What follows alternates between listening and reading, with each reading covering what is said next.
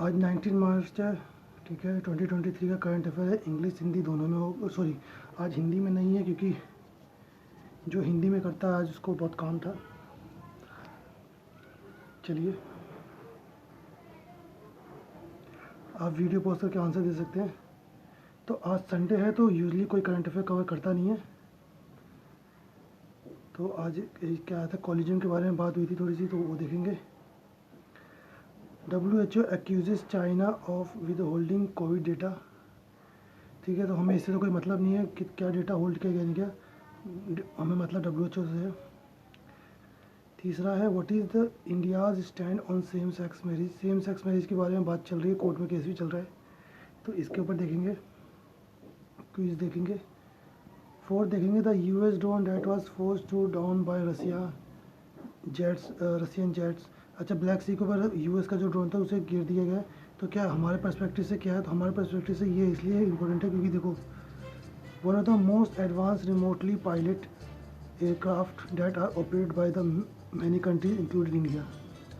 तो इंडिया भी इसको इस्तेमाल करता है, तो अब हमारे लिए इम्पोर्टेंट हो जाता है। इसका नाम है MQ-9 रीपर।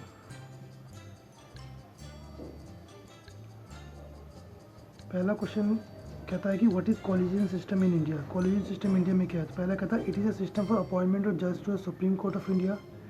ठीक है, बी कहता है it is a system for appointment of जज to the High Court of India. It is a system of appointment of Chief justice of India. It is a system for appointment of attorney general of India. ठीक है, video pause करके answer दीजिए, हम answer देखते हैं। तो इसका answer A है, it is system of appointment of जज of supreme Court of India. ठीक है, जो सुप्रीम कोर्ट के जजेस हैं उनको अपॉइंटमेंट करने के लिए ये कॉलेजियन सिस्टम है। और ये कब लागू हुआ था, ये 1993 में लागू हुआ था।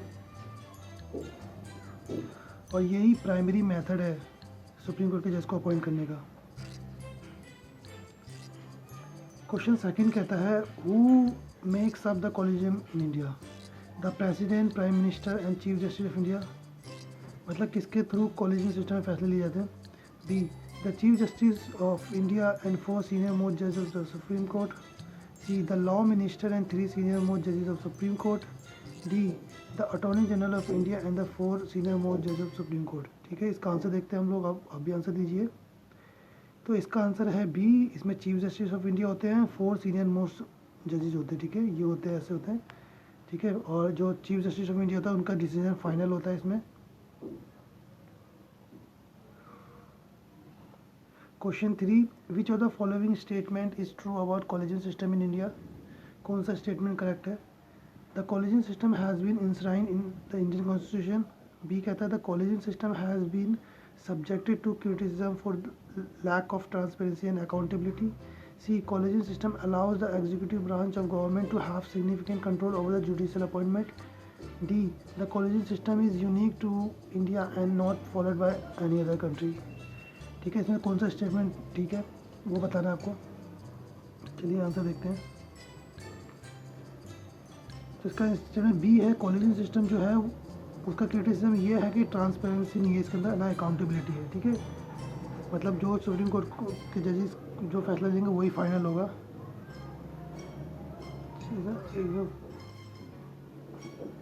Collegium system is allow the executive, नहीं, अच्छा, इसमें एग्जीक्यूटिव ब्रांच को, गवर्नमेंट के एग्जीक्यूटिव ब्रांच का कोई रोल नहीं होता इसमें, सही बोला था। चलिए,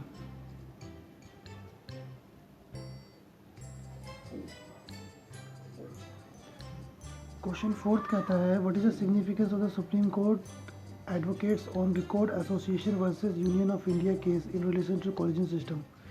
पहला कहता है it upheld the validity of the collegium system and established it as the primary method of appointment of जजेस to the supreme court. It declared the collegium system unconstitutional and established a new system for judicial appointment.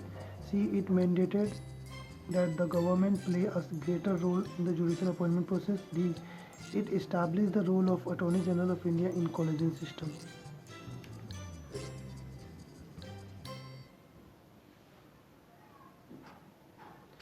चलिए answer देखते हैं इसका। चौथे का answer it upheld the validity of collegium system and established it as the primary method of appointment of जज of supreme Court. अच्छा, primary method है। ठीक है, अपॉइंटमेंट करने के सामने देखा ही हुआ है। देखिए किसी भी टॉपिक के बारे में आपको 5 पॉइंट आपको पता ही होना चाहिए, तो इसलिए हम हर टॉपिक के 5 क्वेश्चन लेकर आते हैं ताकि एक्सप्लेनेशन करने की ज़रूरत ना पड़े और 5 क्विज से ही आपको वो 5 पॉइंट मिल जाए। क्वेश्चन 5 कहता है what is the headquarter of where is the headquarter of WHO organization, ठीक है, sorry world health organization located. तो Paris France, Geneva, Switzerland, New York और लंदन कहाँ पे है? तो है WHO का हेडक्वार्टर कहाँ पे? जिनेवा स्विट्ज़रलैंड में। क्वेश्चन 6 कहता है what is the mission of world health organisation. World health organisation का मिशन क्या है? To eradicate all communicable disease worldwide, B to promote health, keep the world safe and serve the vulnerable, C to provide health care services to people in developing countries, D to promote health and research and innovation globally. तो इसका answer B है, to promote health, keep the world safe and serve the vulnerable, ठीक है। The mission of WHO organization is to promote health, ठीक है, keep the world safe, serve the vulnerable. इसका aim क्या है? इसका एम है to achieve this through its work in health promotion, disease prevention and control and improving access to health service, ठीक है, ये इसका एम है। क्वेश्चन 7 कहता है कि which of the following is not a program और initiative of world health organization. कौन सा इसमें से program initiative world health organisation का नहीं है? पहला कहता है ग्लोबल पॉलिसी इरेडिकेशन इनिशिएटिव, दूसरा कहता है ग्लोबल मलेरिया प्रोग्राम, सी तीसरा कहता है global alliance for vaccine, D कहता है ग्लोबल कैंसर प्रिवेंशन इनिशिएटिव, ठीक है। चलिए आंसर देखते हैं। देखिए इसका ये डी है, ग्लोबल कैंसर प्रिवेंशन इनिशिएटिव नहीं है इसका प्रोग्राम। तो कौन कौन सा प्रोग्राम है देखिए, global polio eradication initiative, global malaria program, global alliance for vaccine immunization. However there is no such program global cancer prevention initiative का प्रोग्राम नहीं है। तो जो प्रोग्राम आपको पता चल गया। क्वेश्चन 8 कहता है what is the role of world health assembly in governance of the world health organisation. World health assembly का क्या रोल है? It is the executive body of the organization, makes all the major decision. कहता है it is the highest decision making body of organization and sets policies and priorities. C कहता है it provides technical support to the organization and advise to on health related issues. D it is responsible for the day to day operation of the organisation.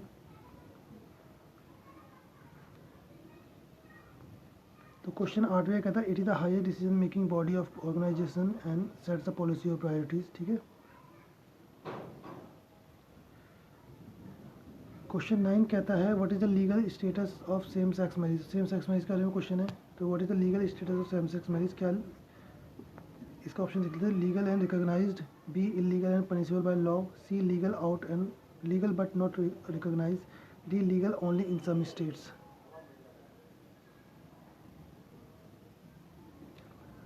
ये illegal है भारत में और punishable है by law, ठीक है। ये same sex marriage is not legal recognize in India. Section 377 Indian penal code which criminalize homosexuality was struck down by Supreme Court in 2018. However, there is no law in India that allows a same-sex couple to get married.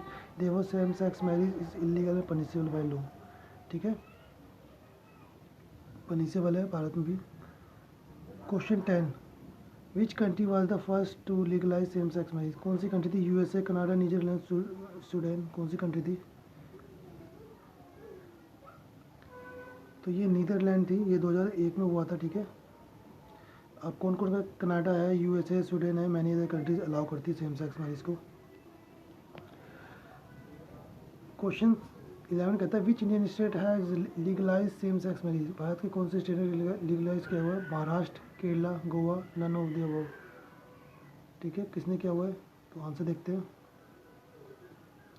किसी भी state ने नहीं किया गया अभी तक, ठीक है। No Indian state has legalize same sex marriage. Homosexuality was decriminalized in India discriminalized in India in 2018, but there is no law in the country that allows the same sex couple to get married, ठीक है। 2018 में ये कहा गया था ये डिस्क्रिमिनलाइज्ड है, but ऐसा कोई लॉ नहीं है कि जो सेम सेक्स को सपोर्ट करे।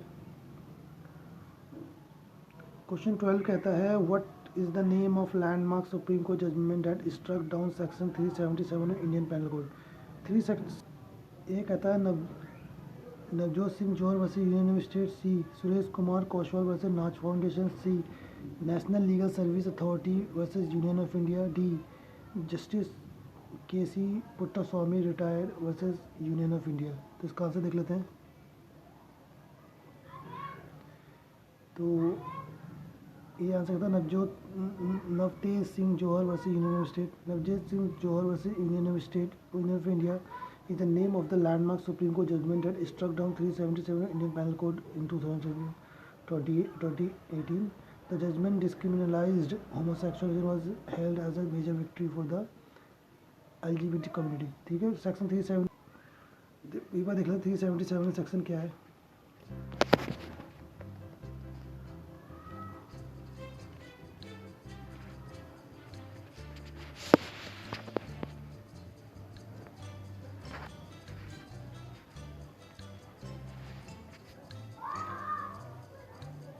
तो ये देखिए सेक्शन 377 इंडियन पेनल कोड क्या कहता है, unnatural offences whoever voluntarily has carnal intercourse against the order of nature any man और वुमन और एनिमल शैल बी पनिशेबल। ठीक है, 377 ये कहता है जो भी अननेचुरल सेक्स करेगा वो पनिशेबल है। क्वेश्चन 13 कहता है what is the name of the organization that works for the right of the LGBT community in India. कौन सी ऑर्गेनाइजेशन काम करी, national human rights commission, national council of medical research, Naz foundation, national legal service authority. कौन सी कर रही है, चल देखते हैं। नाच फाउंडेशन कर रही है इसके पीछे काम। ठीक है, इम्पोर्टेंट नहीं है बट स्टिल पता होना चाहिए थोड़ा बहुत। क्वेश्चन 14 कहता है why is the marriage consider social institution. Social institution क्यों कहा जाता है मैरिज को, तो पहला कहता है because it is a religious sacrament, B because it is created and regulated by law, because it is a cultural tradition, D because it is a personal choice. चलिए आंसर देखते हैं। सोशल इंस्टीट्यूशन इसलिए कहा जाता है क्योंकि ये created by regulated by law है। ठीक है, क्वेश्चन 15 कहता है what is the biggest challenge face by the same sex couple who are not allowed to marry. क्या सेम सेक्स जो कपल होते हैं उनको क्या फेस करना होता है, financial hardship, B lack of social acceptance, C inability to have children, D difficulty in making a life together. Answer देखते हैं। तो देखिए difficulty in making life together. Question 16 कहता है what rights do same sex couple not have that married couple do. क्या right जो है same sex married couple के पास नहीं है लेकिन मैरिड वाले कपल के पास है। पहला कहता है right to adopt children, the right to automatically inheritance and maintenance, C right to receive financial benefit, all of the above. चलिए आंसर देखते हैं इसका, ऑल ऑफ दी अबव। ठीक है, तो चिल्ड्रन अडॉप्ट नहीं कर सकते सेम सेक्स वाली married couple, they do not have the automatic right to inherit and maintenance, इन्हें मेंटेनेंस नहीं मिलता, टैक्स बेनिफिट नहीं मिलता, they can not avail of benefit like pension compensation. अगर पार्टनर ख़त्म हो जाता तो उसके बाद इन्हें पेंशन नहीं मिलता, कंपनसेशन नहीं मिलता, तो ऐसा कोई लॉ नहीं है। क्वेश्चन 17 कहता है what is the MQ-9 ripper. क्या है ये, a type of military tank, a type of unmanned aerial vehicle, a type of missile system, a type of naval ship. चलिए देखते क्या है। A type of unmanned aerial vehicle है। ठीक है, the MQ-9 reaper is a remotely pilot aircraft. ये remotely RPS है, remotely pilot aircraft है जिसे रशिया ने अभी ब्लैक सी के ऊपर घेर दिया था। ठीक है, it is also armed with a variety of munition including laser guided bombs and grounded missiles, strike missiles. तो इसमें मिसाइल से लॉन्च होती है। ठीक है,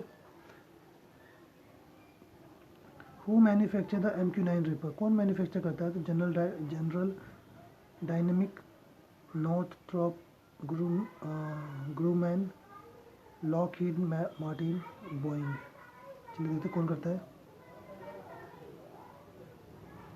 तो नॉर्थरॉप ग्रूमैन करता है। ठीक है, और ये कैलिफोर्निया में।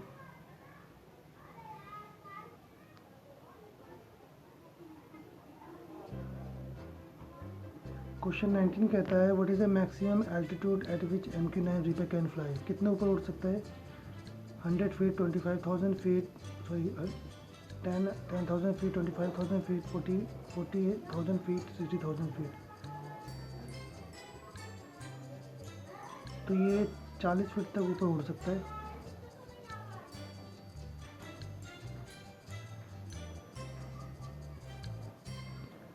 क्वेश्चन 20 कहता है how long can MQ-9 reaper stay in the air. कितने घंटे रह सकता है? 12 घंटे, 24 घंटे, 36 घंटे, 48 घंटे। कितने घंटे रह सकता है?